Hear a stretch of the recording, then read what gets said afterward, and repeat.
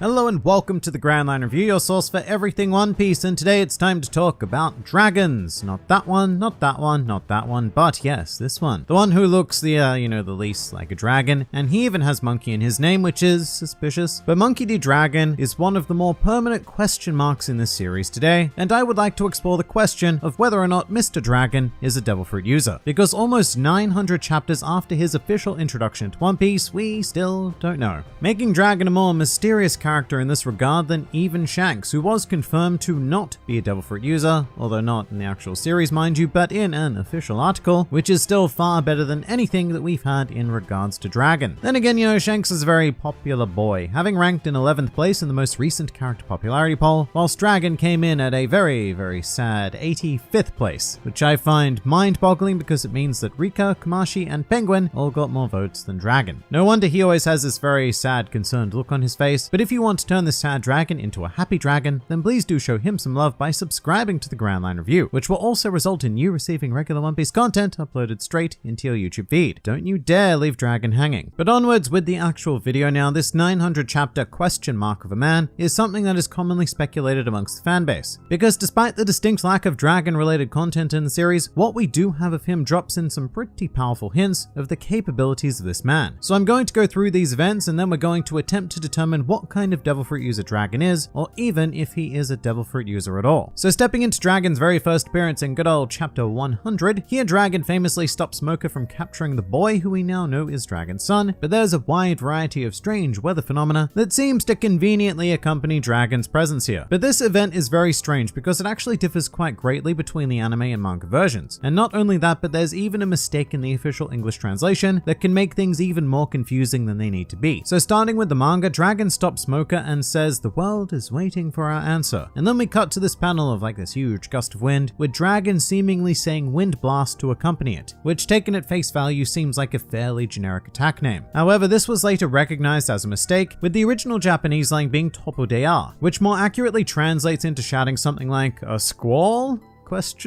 And in retrospect, it was almost certainly said by a random marine or perhaps even Smoker rather than Dragon. So this is kind of a tricky thing because this mistake does, for better or worse, heavily imply that Dragon is the individual controlling this wind, which could still very much be the case, and we'll add some evidence to that later, but this particular instance is an error. Meanwhile, the anime actually cut this line entirely. Dragon says the world is waiting for our answer, and then the wind just kicks in without someone yelling about it, which you would think might make the situation more ambiguous, but the anime also did something very, very interesting to say the least, which is how it would depict this force of wind. Essentially, the sky turned a very interesting shade of emerald green, and we proceeded to see this super stylized gust of wind, which looked to be very non-natural wind. And the whole scene retains this greenish tinge to it, which can be taken as a tangible cue connecting it to Dragon because green is heavily associated with this man being his primary color scheme and all. But fascinatingly enough, this wind also proceeds to ravage the entirety of Logtown, which I will emphasize did not happen in the manga. In the manga, it was just one short, sharp gust around Luffy's general area, and it's hard to know how to reconcile that. On the one hand, this could have been the anime staff having special knowledge, which they have certainly shown in the past, or it could have been the staff taking some creative license and greatly expanding this scene for some filler material. At this stage, the only thing that's undeniable is that this sudden shift of weather occurred coinciding with Dragon's physical presence, and on its own that would be far too speculative for my liking. However, in chapter 587, we would see another such phenomenon, and this was during the post-war arc, specifically in the time of Luffy's flashback. Basically, the nobility of the Goa Kingdom, being the pricks they are, set the Great Terminal on fire in an attempt to murder all of its lower class riffraff, when suddenly a gust of wind opens up a path straight to Dragon and his cohort of revolutionary forces. And I think this removes any sense of ambiguity I once had, because just as the original case of chapter 100 in the manga, this is a very, very controlled blast of wind, and the anime doesn't add any strange stylization this time around. And so while one instance is a coincidence, two instances becomes a pattern, and we can very comfortably tie the idea to wind and or weather control to either the presence of Dragon or the revolutionaries in general. And just to really hammer home this point about wind, in other appearances, wind is also a very emphasized element surrounding Dragon, such as during the Return to Water 7 arc where we see him staring out into the wind on Baltigo, or Ivankov's short flashback claiming that Dragon has a habit of staring out through the wind in the direction of East Blue, which is obviously where Luffy would have been at the time. So Dragon is pretty intrinsically linked to wind wind in particular being a primary feature in most of his appearances throughout One Piece, which would obviously lead into our first general area of Devil Fruit speculation, which would be the Logia realm. Now this idea has existed ever since I became a fan of One Piece, all those centuries and centuries ago, and it almost certainly existed before that. But a common thought is that Dragon is the wielder of a wind-based Logia fruit. This is a natural assumption because wind fits quite nicely into the elemental theming of Logias. And while we do have some basic stuff like fire and ice elemental fruits, the Logia class also dives pretty deeply into more abstract features of nature, such as light and darkness. So I personally see no reason why wind could be excluded as a possibility within the Logia class. The only thing it doesn't do, which I should stress it doesn't necessarily need to, is explain some of the other weather phenomena during the Logtown arc. Controlling wind is one thing, but we also had a ton of other stuff involving storms and lightning, especially the lightning strike that saved Luffy from being executed by one Buggy. However, this could all very much be simple fate at work. Throughout the entirety of One Piece, storms have been used for very fateful encounters, like the Ed War, where the Roger pirates were saved from Shiki's armada by a fateful storm that destroyed his forces. So I don't necessarily think that we have to connect Dragon to the greater storm, although it would be cleaner, and I suppose there's always going to be an idea like, say, his control over wind is so great that he blew over some storm clouds from the Grand Line all the way to Logtown, or something along those lines. But a Logia is not the only solid possibility, and there are some great arguments to be made with the Zoan class as well. I'd say specifically within the mythical Zoan subclass, that is, because there happens to be a whole ton of options available, especially when it comes to the world of godlike figures. Because remember, if Sengoku can become a literal big Buddha, then this sort of stuff is well and truly in play for One Piece, meaning that Dragon could quite easily be, say, a mythical Zoan model Zeus, or a similar god that was fabled to be able to control weather and all of that good stuff. Actually, you know what? Even better than Zeus, much better, actually. Let's go for Fujin, who is a literal Japanese wind demon treated similarly to a god, and his counterpart Raijin would be another potential choice, whose powers comprise thunder, lightning, and storms, which would wrap everything up in a neat little package. Although given how strongly Dragon seems to be linked to wind, if I had to bet, I would say the former, and furthermore the fact that both Fujin and Raijin are demons would link in pretty well with Dragon's position as a member of the D clan, being the natural enemy of the world nobles, in the same way that demons would be the natural enemy of the gods. And one other name to throw into the mythical Zoan mix might also be Susanoo, the Japanese god of storms and sea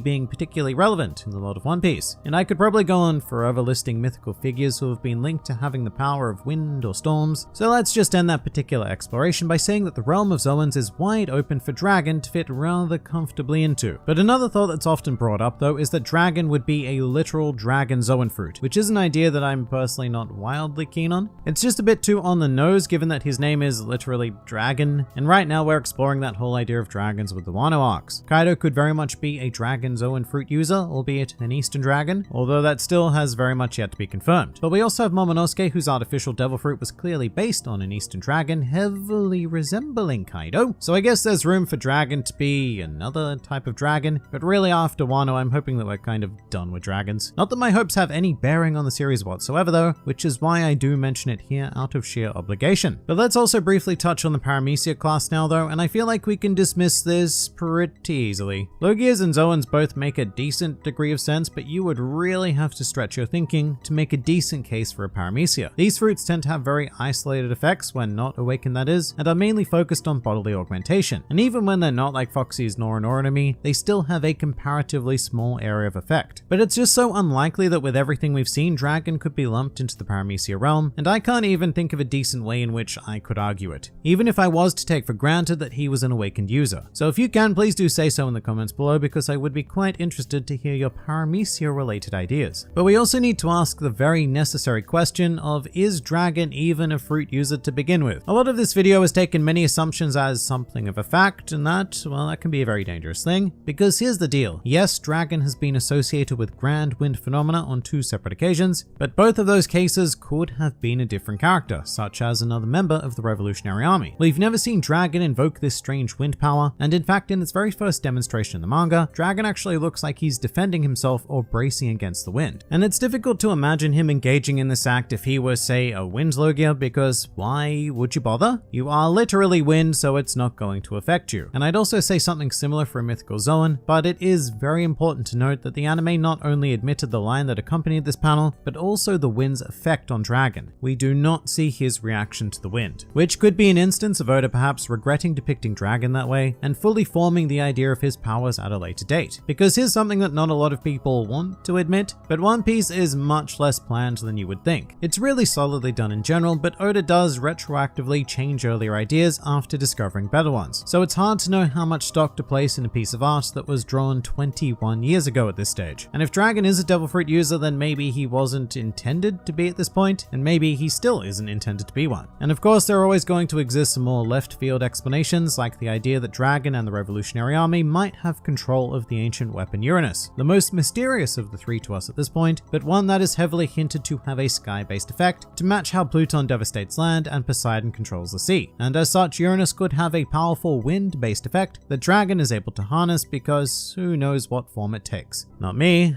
that's who. But my personal conclusion on the matter is less to do with these potential demonstrations of power and more about how Dragon is depicted when at peace on Baltigo. The situations with Logtown and the Goa Kingdom are what people tend to fixate on, but there is just something so revealing about how Dragon is depicted in his downtime. Because even in the most subtle and arguably boring points of his life, wind is still a paramount feature. It surrounds Dragon in a very unique way, especially when you consider that wind is hailed as one of the most unpredictable and destructive forces within the Grand Line and the New World. Meanwhile, in regards to Dragon, wind is startlingly predictable, controllable, and even calm. So if I had to place a bet right now on if Dragon was a Devil Fruit user, then I would probably say yes. Just because with the old Occam's razor theory, it's the simplest explanation, regardless of whether it is a wind Logia or a mythical Zoan. Every other explanation very much requires a further leap of logic, which is certainly not impossible to make by any means, but I do find it difficult to invest too much stock into those thoughts when there is a much easier alternative to latch onto. But even with that in mind, that is the beauty of One Piece, because those stranger left field ideas can more often than not become reality, and in fact ideas that absolutely no one predicted can take the stage, and as such all I can really do is look forward to the inevitable day that Dragon's powers are revealed.